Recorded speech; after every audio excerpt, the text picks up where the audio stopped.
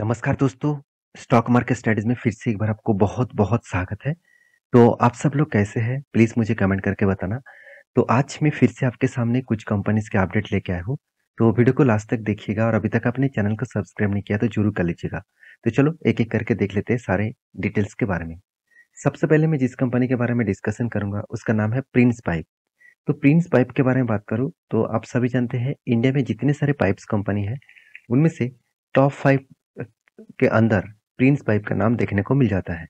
इस कंपनी की खासियत यही है कि कंपनी अभी छोटा है, मगर कंपनी जिस तरीके से काम कर रहा है, फ्यूचर में बड़ा होने का ऑब्वियसली कैपेबिलिटी है। तो किस तरीके से बड़ा होने का कैपेबिलिटी है, चलो मैं आपको समझाता हूँ। सबसे पहले कंपनी की अगर मैं एक डेटा दिखा दूँ कि अभी कंपनी के वैल्यूएशन जो है, वो ओवर वैल्यूड है। क्योंकि कंपनी का P ratio industries P ratio से बहुत हाई है। कंपनी का आरओसी एंड आरओई मतलब आरओसी एंड आरओई दोनों ही एवरेज लेवल के आसपास है। उतना ज़्यादा पॉजिटिव भी नहीं है, उतना नेगेटिव भी नहीं है। तो कंपनी का जो डेप्थ है वो ना के बराबर है, हाथ में 160 करोड़ के आसपास है और एनुअली इनकम 121 करोड़ के आसपास किया। प्रोमोटर के पास अच्छा खासा होल्डिंग है, अराउंड आप बोल सकते 61% और कोई भी प्लेजिंग कंपनी ने करके नहीं रखा। कंपनी के जो बेस्ट 2 पॉइंट्स मुझे हमेशा देखने को मिलता है, वो है कैश फ्लो। देखिए कैश फ्लो में कंपनी पिछली बार मतलब 2021-22 में 2022 में 20 करोड़ का पैसा हाथ में नहीं आया था और उसके बाद अभी इस सालों में 2023 में अच्छा खासा पैसा कंपनी मार्केट से उठा पाए। देखिए कैश फ्लो का मतलब होता है कि जितने सारे प्रोडक्ट उन्होंने बेचा, जिसको बेचा वो कितने पैसा वापस किया, कितने पैसा दिया। तो वो जितने पैसा मार्केट से उठा पा रहा है कंपनी, उसी को बोला जाता है कैश फ्लो। तो कैश फ्लो अगर मेंटेन हो रहा है तो सब कुछ ठीक है, अगर कैश फ्लो मेंटेन नहीं हो रहा है तो कंपनी में कुछ गड़बड़ी है। तो यहाँ पे तो ठीक-ठाक ही है। तो कंपनी की जो दूसरा पॉइंट है वो है फिक्स एसेट परचेज। तो कंपनी इस बार 101 करोड़ का एसेट को परचेज किया। तो जब एसेट परचेज होता है तो कंपनी के लिए एक पॉजिटिव साइन बनता है क्योंकि आपके पास अगर एसेट है तो फ्यूचर में उस एसेट को बेचकर भी आप पैसा मार्केट से उठा सकते हैं। तो मान के चलिए आपके पास घर है, ज़मीन है, तो अगर आपके पास बीच में देखा जाए तो आपको पैसे का बहुत ज़्यादा ज़रूरत है, तो आप किसी भी एक चीज़ को गिरवी रखकर और बेचकर भी पैसा उठा सकते हैं। तो यही प्लस पॉइंट होते हैं कंपनी के लिए भी। तो फिक्स एसेट होना बहुत ज़रूरी है। दूसरी पॉइंट जो हमेशा मैं चेक चेक करता हूँ, वो मुझे सबसे इम्पोर्टेंट लगता है, वो है कंपनी के ऊपर ट्रेड रिसीवेबल। कंपनी इस बार कितना ट्रेड रिसीव किया, इसका मतलब कंपनी को अपकमिंग ईयर्स में कितना प्रोजेक्ट मिला। तो टोटल 415 करोड़ का टोटल यहाँ पे ट्रेड रिसीव किया। तो एक बिग पॉइंट है, बिग पॉजिटिव पॉइंट है। कैश इक्विपमेंट के बारे में बात करूँ तो कैश इक्विपमेंट में 100 मतलब 25 करोड़ के आसपास देखने को मिला। तो सारे पॉइंट्स कंपनी के फेवर में है। तो इन्वेस्टर भी देखिए इस कंपनी के ऊपर पहले तो कुछ भी भरोसा नहीं करता था। एफआईएस आज देखिए 6.5% के आसपास 6% के ऊपर होल्डिंग एफएस के पास है और डीएस के पास कितना 17.5% होल्डिंग था। आज 16.5% के आसपास देखने को मिला। पब्लिक के पास भी अच्छा खासा होल्डिंग्स यहाँ पे देखने को मिला है। तो ओवरऑल बात करूँ तो प्रोमोटर से लेकर पब्लिक से ऑपरेटर से लेकर सबने इस कंपनी के ऊपर होल्ड रखा। अभी रही बात कंपनी के चार्ट पैटर्न का, तो उसके ऊपर ध्यान दीजिएगा। कंपनी एक टाइम हाई किए थे, कितना? कंपनी का लाइफ टाइम जो हाई था 897 के आसपास। तो 897 के आसपास कंपनी हाई किए थे। अभी करंट जो सिनेरियो है वो कुछ करेक्शन देखने को मिला और उसके बाद ऊपर जा रहा है। मेरे हिसाब से जिस तरीके से कंपनी ने यहाँ पे इस रेंज को ब्रेकआउट किया था, मैं आपको मेंशन भी किया था, इस रेंज को जो ब्रेकआउट किया था उतना स्ट्रॉन्ग ब्रेकआउट नहीं है। इसका मतलब मेरा कहने का मकसद है कि जब कोई ब्रेकआउट, कोई भी लेवल्स, कोई भी रेजिस्टेंस को ब्रेकआउट करते हैं तो उसको स्ट्रॉन्ग ब्रेकआउट करना चाहिए, मगर यहाँ पे ब्रेकआउट उतना स्ट्रॉन्ग नहीं है, इसलिए देखिए करेक्शन भी हुआ। तो अभी जिस तरीके से करेक्शन हुआ इस रेंज को, वही रेजिस्टेंस इसको बन चुके हैं सपोर्ट। तो सपोर्ट को रिटेस्ट करके अगर कोई भी ग्रीन कैंडल दिखे तो सोचना 723 तक वो इजीली जा पाएंगे। तो फिलहाल के लिए इसके ऊपर इंतजार करना ही ठीक होगा कोई भी लेवल्स बनने तक। तो नेक्स्ट जो कंपनी जिसके बारे में डिस्कशन करूंगा उसका नाम है वीवीएन, वरुण बेवरेजेस लिमिटेड। तो इस कंपनी के बारे में बात करूं तो कंपनी लगातार लगातार हाई करने के बाद बोर्ड मेंबर ने एक अनाउंसमेंट किया था। वो भी यहाँ पे देखा जाए तो फेस वैल्यू का, फेस वैल्यू 10 रुपया था, उसको 5 रुपया में लेके आया। इसका मतलब एक के बदले 2 शेयर कंपनी आपको दिया और इसीलिए प्राइस का एडजस्टमेंट देखने को मिला है। तो फिर भी इस कंपनी थोड़ा सा ओवर वैल्यूड मुझे लग रहा है क्योंकि 64 इसका पी रेशियो है और इंडस्ट्रीज पी रेशियो 42 है। अगर मैं पी रेशियो के बारे में बात करूँ तो आप कहेंगे सर पी रेशियो एक टाइम तो 100 के ऊपर चला गया था, और 100 के ऊपर कब गया था? नवंबर 20 में। तो नवंबर 20 में इसका प्राइस कितना था? आप देखेंगे तो नवंबर 20 में, चलो एक बार मैं आपको दिखा देता हूँ। हाँ, कितना? 170 रुपीज़ के आसपास। उसके बाद देखिए किस तरीके से धमाका हुआ। इसका मतलब इसका पी रेशियो, इस हाई पी रेशियो के ऊपर भी लोग खरीदने के लिए तैयार हैं। तो ओवर वैल्यूड कंपनी के ऊपर थोड़ा-सा संभल के काम करना चाहिए, क्योंकि इस तरीके से कंपनी कभी न कभी करेक्शन हो सकते हैं। फिर भी इस कंपनी एक ब्लू चिप कंपनी बन चुकी है, तो उस बेसिस में कंपनी का ग्रोथ होने का चांसेस भी धीरे-धीरे करके अप ट्रेंड में ही है। क्योंकि बड़ी कंपनी के ऊपर लोग भरोसा कर लेते हैं निवेश करने के लिए। क्योंकि इन्वेस्टर भी आप देखेंगे तो एफआईएस के पास सिर्फ साढ़े 20% के आसपास होल्डिंग था, और इस बार वो होल्डिंग बढ़ाकर कितना कर चुके हैं? करीबन 26%, साढ़े 26% के आसपास। तो डीएस के बारे में बात करूँ तो साढ़े 5-6% के पास होल्डिंग था, आज 3% के आसपास होल्डिंग है। पब्लिक के पास करीबन 6.89% का होल्डिंग था, अभी इस बार बन चुके हैं 6.52%। तो प्रोमोटर के पास भी होल्डिंग थोड़ा-सा डिक्लाइन किया गया। तो सारे माल, ज़्यादा से ज़्यादा माल किसने उठाया? एफआईएस ने उठाया। और इस उठाने के पीछे कारण भी है, ऐसे नहीं कि वो ऐसे कुछ ना सोच कर समझ के ही माल उठा लिया। देखिए यहाँ पे कारण क्या है, मैं आपको बता दूँ, कंपनी इस बार सबसे ज़्यादा ट्रेड रिसीव किया, करीबन तो 300 करोड़ के आसपास। तो कैश इक्विपमेंट भी इस बार अच्छा खासा देखने को मिला। इसका मतलब हाथ में कैश भी है अच्छा खासा, और कंपनी अच्छा खासा प्रोजेक्ट भी यहाँ पे उठा चुके हैं। और कंपनी के फिक्स एसेट देखिए, इस बार हाईएस्ट फिक्स एसेट को देखने को मिला। तो कुछ पॉइंट ऑफ व्यू से देखा जाए तो कंपनी की जो ग्रोथ है वो लगातार बढ़ते जा रहा है।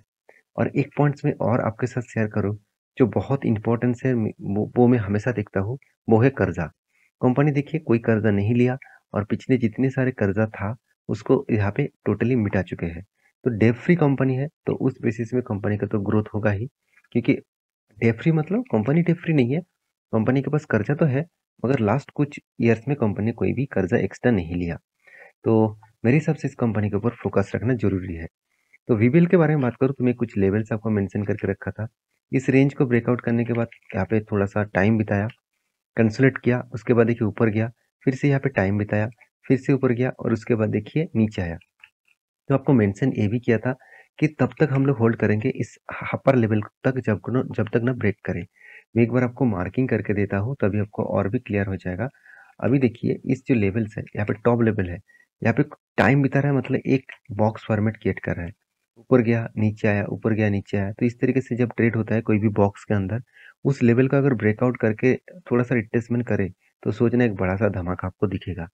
मैं उस टाइम तक होल्ड करूँगा, मैं उस टाइम तक इंतज़ार करूँगा, और उसके बाद कोई भी ट्रेड बने तो मैं आपके साथ ज़रूर शेयर करूँगा। और हाँ, आप अगर प्रीवियस जो ट्रेड हुआ और नया जो ट्रेड बन रहा है, जो बहुत सारे ट्रेड्स में वीडियो बना नहीं पाता हूँ, उसके अपडेट्स मैं टेलीग्राम में दे देता हूँ, जाकर टेलीग्राम को ज़रूर चेकआउट करिए। और वीडियो अच्छा लग रहा हो तो प्लीज़ एक लाइक कर दीजिएगा, और चैनल को अभी तक सब्सक्राइब नहीं किया तो ज़रूर कर लीजिएगा। नेक्स्ट जो कंपनी जिसके बारे में बात करूँ उसका नाम है एवेन्यू सुपरमार्ट, मतलब डीमार्ट। देखिए डीमार्ट के बारे में बात करूँ तो एक टाइम कंपनी का पी रेशियो 300 तक चल रहा था। तो 300 पी रेशियो में भी लोग खरीदारी करने के लिए तैयार थे, और उसके बाद भारी भरकम गिरावट देखने को मिला। तो जब 300 के आसपास पी रेशियो था, मैं चीख कर आपको यही बोला था कि इस टाइम कंपनी के ऊपर निवेश करना बहुत बड़ा खतरा बनेगा, क्योंकि कभी ना कभी वो करेक्शन दिखाएगा। हाँ, आप कहेंगे सर मैं तो लॉन्ग टर्म के लिए इन्वेस्ट कर रहा हूँ, तो गिरे तो मुझे क्या? तो हाँ, ये बात सही है कि लॉन्ग टर्म के लिए भी निवेश कर रहे हैं, तो आपको डरने का, चिंता करने का जरूरत नहीं इस कंपनी के ऊपर, इतना स्ट्रेंथ है इस कंपनी के ऊपर। मगर एक चीज आप सोचिए, अगर आपको 500 का माल, अगर आपको 200 में मिले, तो 300 रुपीज का अगर आपको डिस्काउंट में मिले, तो ये बात सही है क्या 500 में मिलना सही है? तो आप जरूर 200 में ही लेना चाहेंगे। तो जब कोई प्रोडक्ट खरीदने के लिए जाते हैं दुकान में और शॉपिंग मॉल में, तो आप डिस्काउंट देख कर ही जाते हैं। तो स्टॉक मार्केट में डिस्काउंट आप क्यों नहीं ढूंढते? तो मेरे हिसाब से कभी भी डिस्काउंट में मिले अच्छी कंपनी, उसके ऊपर टूट पड़ना। जैसे आज IT sector, giant giant IT sector आज डिस्काउंट में है। तो धीरे धीरे करके फिर से इकोनॉमिकली सब कुछ ठीक हो रहा है, तो आज देखिए फिर से धीरे धीरे करके आईटी सेक्टर भी कंटिन्यूसली तेजी हो रहा है। तो मेरे हिसाब से सारे कंपनीज को इस नजरिए से देखना चाहिए। तो डीमार्ट के बारे में सिर्फ एक ही बात कहूंगा, इन्वेस्टर इस कंपनी के ऊपर हमेशा भरोसा करते हैं, चाहे वो एफआईएस हो, चाहे वो डीएस हो। और गवर्नमेंट भी देखिए छोटा मोटा स्टेक यहाँ पे खरीद के रखा है। तो पब्लिक के पास भी होल्डिंग है और प्रोमोटर के पास भी होल्डिंग है। आप सभी जानते हैं प्रोमोटर के पास होल्डिंग जो है वो राधा किशन दमानी जी का पास सबसे ज़्यादा होल्डिंग्स है, क्योंकि राधा किशन दमानी जी की ही कंपनी है। और मैं इस कंपनी के बारे में एक ही बात कह सकता हूँ कि इस कंपनी की जो स्ट्रेंथ है मुझे बहुत स्ट्रांग लगता है। हाँ, अभी देखिए जिस तरीके से करेक्शन हुआ, आप कहेंगे सर इतना करेक्शन के बाद अभी क्या करूँ? अगर टॉप लेवल से मैं डाउन लेवल तक करेक्शन दिखा दूँ, तो आप ध्यान से देखिएगा, टॉप लेवल से अगर डाउन लेवल तक करेक्शन दिखा दूँ तो करीबन 45% तक गिर गया था। उसके बाद देखिए कंपनी अभी मतलब रिकवरी कितना किया? 30% तक लेके आया। इसका मतलब 10% कंपनी रिकवरी कर चुके हैं। तो कंपनी की जो चार्ट पैटर्न बना था, मैं आपको बोला था कि इस लेवल ब्रेकआउट होने के बाद नेक्स्ट जो टारगेट होगा, वो 4160 के आसपास होगा। यहाँ पे देखिए रिवर्सल किया, यहाँ पे थोड़ा-सा टाइम बिताएगा, उसके बाद अगर अपर साइड में ट्रेड बने, तो इस लेवल को भी तोड़ेगा और नेक्स्ट लेवल 4616 तक ज़रूर जाएगा। तो इसके लिए आपको इंतज़ार करना पड़ेगा। फिलहाल के लिए कोई भी ट्रेंड नहीं है। हाँ, इतने सारे लोग अभी तक हायर लेवल में खरीद के रखे थे। अगर आप एवरेज करना चाहते हैं, तो एक बढ़िया मौका है, तो इस मौके को फ़ायदे के हिसाब से उठा सकते हैं। बाकी देखिए मेरा कोई रिकमेंडेशन नहीं है, आप एक बार रिसर्च करके ही डिसीज़न लेना। नेक्स्ट जो कंपनी जिसके बारे में बात करूँ, तो अशोक लेलैंड। तो अशोक लेलैंड के बारे में बात करूँ तो कंपनी जल्द से जल्द खुद का क्वार्टर 1 का रिज़ल्ट पब्लिश करने वाले हैं। और कंपनी कल का दिन में मुझे मैसेज भी आया कि कंपनी के जो बोर्ड मेंबर ने डिसीज़न लिया कि फिर से एक बार कंपनी डिविडेंड देने वाला है। आपके पास अशोक लेलैंड का शेयर है तो आपको भी मैसेज ज़रूर जाए होंगे कि कंपनी फिर से एक बार डिविडेंड देने वाला है। देखिए इस तरीके से कंपनी में हर साल में लगातार डिविडेंड मिलता रहा है। क्योंकि एक टाइम कंपनी के ऊपर लॉसेस देखने को मिलता था। आज कंपनी देखिए एनुअली इनकम पॉजिटिव में है। हाँ, डेप्थ थोड़ा-सा ज़्यादा है, ये बात सही है। फिर भी ऑटो सेक्टर में जिस तरीके से बुल रन चल रहा है, उस बेसिस में बहुत तेज़ी से ग्रोथ करेगा। अशोक लेलैंड एक ऐसी कंपनी है, जो ट्रक्स बनाने में इंडिया में एक पॉपुलर कंपनी है। अगर इस कंपनी का फाइनेंशियल डिटेल्स दिखा दूँ, देखिए बीच में सिर्फ 70 करोड़ और 285 करोड़ के आसपास लॉसेस किए थे 2021 में, 2022 में। और इस बार कंपनी सारे मतलब लॉसेस को रिकवरी कर दिया। करीबन 1300 करोड़ का कंपनी ने प्रॉफिट किया। तो इस प्रॉफिट होने के पीछे एक ही कारण है, इकोनॉमिकली सब कुछ ठीक होना और ऑटो सेक्टर का डिमांड बढ़ना। तो आप देखेंगे तो कंपनी का सेल्स ग्रोथ, प्रॉफिट ग्रोथ और जो कंपनी का प्रॉफिट ग्रोथ है वो तो ठीक ठाक है 3 साल और 1 साल में। और 5 साल में कंपनी में उतना खास नहीं है। रिटर्न भी आपको अच्छा खासा दिया, सिर्फ 5 साल में कुछ खास नहीं दिया, बाकी 3 साल 1 साल में कंपनी धमाका रिटर्न दिया। तो कितना रिटर्न दिया उस बेसिस में कितने इन्वेस्टर इन्वेस्टमेंट किया वो देख लीजिए। देखिए एफएस के पास 14% होल्डिंग था, डीएस के पास 14% और एफआईएस के पास 15% होल्डिंग था। आज एफआईएस के पास 14% बन चुके हैं और डीएस के पास 22% होल्डिंग बन चुके हैं। पब्लिक के पास 18.5% का होल्डिंग था, पब्लिक ने माल बेचा, करीबन 7% का होल्डिंग उन्होंने बेच दिया। और यहाँ पे देखिए प्रोमोटर के पास पहले भी जितना होल्डिंग था आज भी उतना होल्डिंग है। तो ओवरऑल बात करें इस कंपनी के चार्ट पैटर्न का, ध्यान दीजिएगा, कंपनी एक अच्छा खासा चार्ट पैटर्न क्रिएट कर रहा है। कंपनी लाइफ टाइम हाई को भी ब्रेक कर चुके हैं, जो लाइफ टाइम इसका हाई था उसको ब्रेक किया और वो भी देखिए कुछ इस तरीके से कैंडल्स क्रिएट किया। पहले देखिए क्या बनाया, एक मतलब कप बनाया, उसके बाद डबल हैंडल बनाया। जब किसी कप का डबल हैंडल बनते हैं तो हायर कन्फर्मेशन होते हैं कि अगर वो हायर लेवल को तोड़े तो बड़ा सा एक मूव दिखेगा।